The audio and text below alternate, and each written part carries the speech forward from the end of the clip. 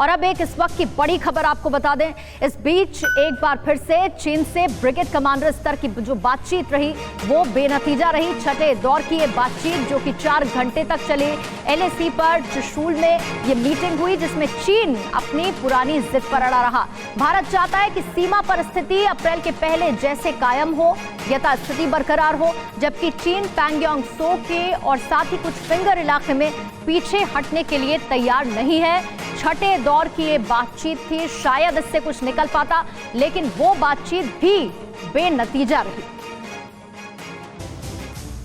अब चीन के हथियारों से चीन पर प्रहार होगा जिससे ड्रैगन की हार तय है। सरहद पर हिंदुस्तानी ब्रह्मास्त्र के जरिए पीएलए के परास्त होने का पूरा चक्रव्यूह तैयार हो चुका है। 100 सेकंड में आपको दिखाते हैं Indian mountain man in Ladakh, भाग चाइनीज भाग।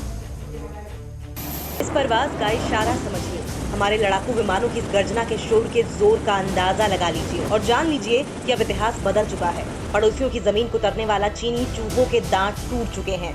मॉस्को में रक्षा मंत्री राजनाथ सिंह और चीन के डिफेंस मिनिस्टर की बातचीत के बाद एलएसी पर निगरानी बढ़ा दी गई है। रिपोर्ट बताती है कि हर आधे घंटे में हमारे फाइटर प्लेन उड़ान भर रहे हैं क्योंकि अगले चंद हफ्ते बेहद खास होने वाले हैं, इसलिए कोताही नहीं बरती जा रही है। सेना की पहली माउंट स्ट्राइक कोर एलएसी में मोर्चे पर पहुंच गई है। इस कोर को खासतौर से चीन के खिलाफ तैयार किया गया है। ये कोर सभी तरह के अत्याधुनिक हथियारों से लैस है। इसमें अल्ट्रालाइट वज्र तोपें हैं जिन्हें हेलीकॉप्टर के जरिए पहाड़ों पर तैनात किया जाता है। यही वजह है कि हमारी तरफ से 3 अतिरिक्त डिवीजन तैनात कर दी गई है, जिनमें 2 माउंटेन डिवीजन है। लद्दाख ही नहीं, चीन से लगती करीब 3500 की पूरी एलएसी पर पैनी निगाह रखी जा रही है। तो उत्तराखंड के पिथौरागढ़ में मौजूद लिपुलेख वो ट्राई जंक्शन है जहाँ भारत, नेपाल और चीन की सीमाएं आपस में लगती हैं। करीब 17,000 फीट की ऊंचाई वाले इस ट्राई जंक्शन से 12 किलोमीटर दूर चीन का नया सैन्य अड्डा तैयार हो रहा है।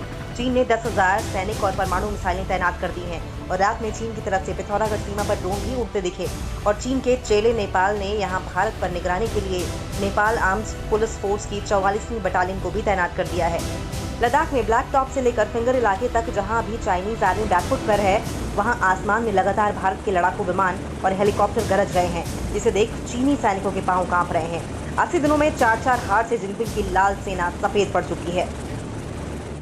न्यूज़ टॉप 9 रोज सुबह 7 बजे और शाम 7 बजे सिर्फ TV9 भारतवर्ष पर।